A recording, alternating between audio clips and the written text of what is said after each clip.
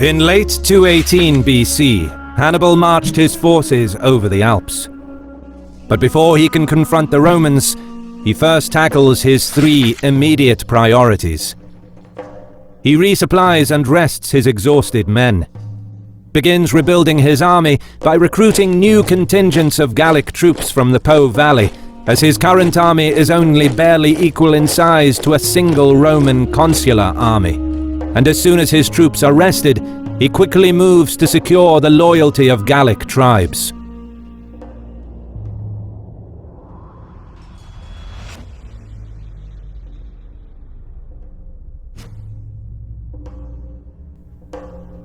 Aware that loyalty, or at least compliance, cannot be guaranteed by flattery and gifts alone, Hannibal asserts his authority by making an example of the Taurini tribe, who resisted the Carthaginian advance.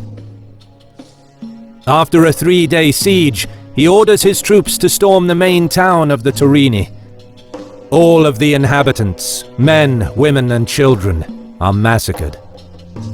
This calculated display of ruthlessness serves to show the Gallic tribes what is the price of hostility to the Carthaginian cause. Meanwhile, on the waves off the coast of Sicily, the Carthaginians strike the first blow.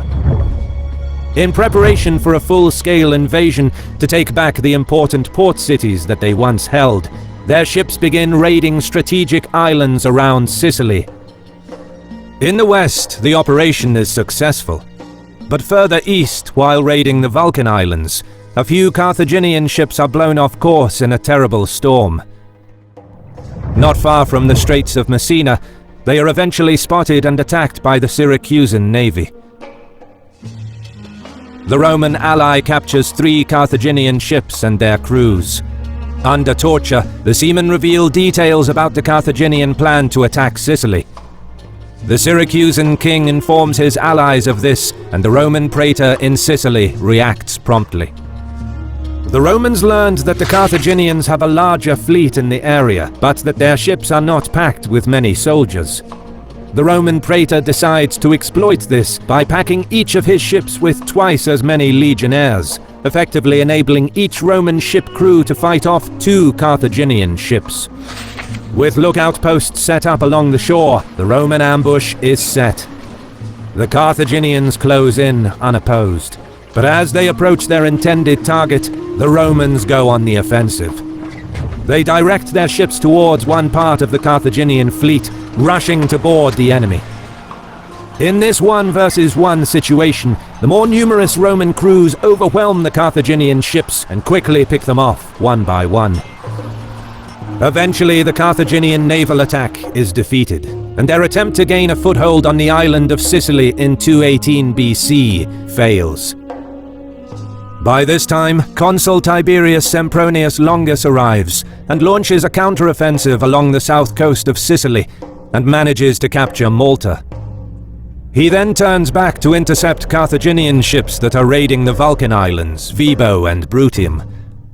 But Longus's mission is cut short by news that Hannibal arrived in the Po Valley, and he gets summoned to bring his legions back north to help Scipio. Meanwhile, Scipio is eager to meet Hannibal in battle. With his 17-year-old son at his side, also named Publius, who will later become known as Scipio Africanus, Scipio crosses the river Po at Placentia and promptly continues west along the northern bank of the Po. Under his command are mostly less experienced troops, but Scipio is confident of defeating Hannibal. After all, in Scipio's view, he challenged Hannibal on the Rhone, and the Carthaginian general ran away. Hannibal, on the other hand, is quite surprised to learn that Scipio made it back to the Po Valley so quickly. He thinks that Scipio returned with his entire army, but he has no way of knowing that in fact Scipio's troops continued on to Iberia. Thinking that the Romans now have 2 whole armies in the Po Valley, the Carthaginian general fears that this force is now strong enough to deter Gallic tribes from joining him, and he wants a victory, fast. Hannibal knows that the Gallic tribes will not rally to his banner if he doesn't seem confident of defeating Rome. Not wasting any time, he marches his army downstream along the northern bank of the Po River to meet Scipio. Still unaware of each other's exact whereabouts, the two generals send scouting parties well ahead of their respective armies as they march towards each other. Each army's scouts soon report the enemy's presence, and both Hannibal and Scipio proceed with caution. The Romans build a pontoon bridge over the Teichinos River and set up camp on the western bank. Meanwhile, some 15 kilometers west, the Carthaginian column also stops and encamps for the night on the flat plain. A day later, both Hannibal and Scipio ride out in force to scout the area in person, each of them eager to gain a crucial early victory, which would inspire the rest of their troops and win support of the Gallic tribes. Hannibal rides with the bulk of his horsemen, while Scipio has all of his cavalry and a small force of Velitus with him. As the two contingents move through the flat plain, they soon spot each other because of the clouds of dust thrown up by the hooves of their horses. Both generals decide to deploy their troops for battle. Hannibal arrays his close-order Spanish cavalry in the front and forms the Numidian light cavalry in two groups behind the first line. Scipio places his Velitus in the front, aiming to soften up Hannibal's cavalry with javelin throws. Gallic allies form the second line, while the Roman cavalry is in reserve. As both contingents begin closing the distance, Hannibal sees that the Roman cavalry is fewer in number and makes a split-second decision not to engage in skirmishing with the Roman Velitus. Instead, he orders a full-blooded charge against the Roman front line. Scipio quickly responds by leading his cavalry forward, as the Velitus withdraw through the gaps to form a second line, without even managing a single javelin volley due to the onrushing Carthaginians. A few moments later, the cavalry clashes in the center. A fierce, bloody, static melee develops, unlike the usual mobile cavalry encounters of the time.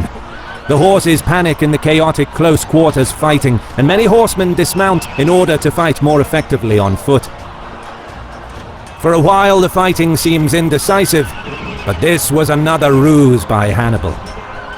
He waits until most of the Roman cavalry is fully committed, and then sends his Numidians on a flanking maneuver.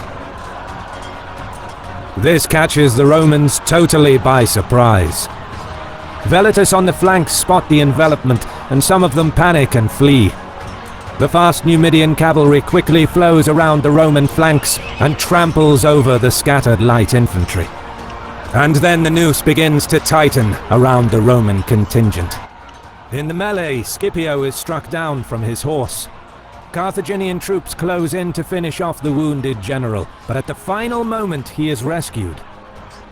One early account of his rescue holds that a Ligurian slave saved the Roman consul, but the more popular version claims that his 17-year-old son Publius charged to rescue his father with a small group of Roman cavalry that clustered around the consul before retreating back towards the Roman camp. As word of Hannibal's victory spreads, Gallic tribes send emissaries to pledge their support. But despite their promises, the Gauls deliver little in the way of reinforcements and supplies during this early stage of the war. This forces Hannibal, whose army goes critically low on food in late 218 BC, to send a cavalry contingent to capture a Roman grain depot at Clastidium, guarded by a Roman garrison. Luckily for Hannibal, the garrison commander is from Brundisium in southern Italy, and when confronted he willingly surrenders the depot and, in return for 400 gold pieces, joins the Carthaginian ranks together with the entire garrison. These troops become the first of the Italian allies to defect and join Hannibal. Meanwhile, the Roman army retreats to Placentia, where they plan to wait for Sempronius and his consular army.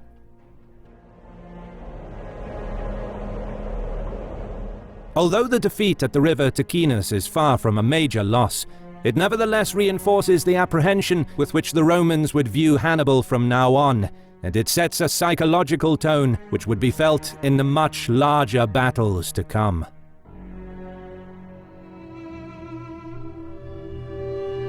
After the defeat at Taychinos, the Roman Senate looks to save face by blaming Gallic allies for being ineffective.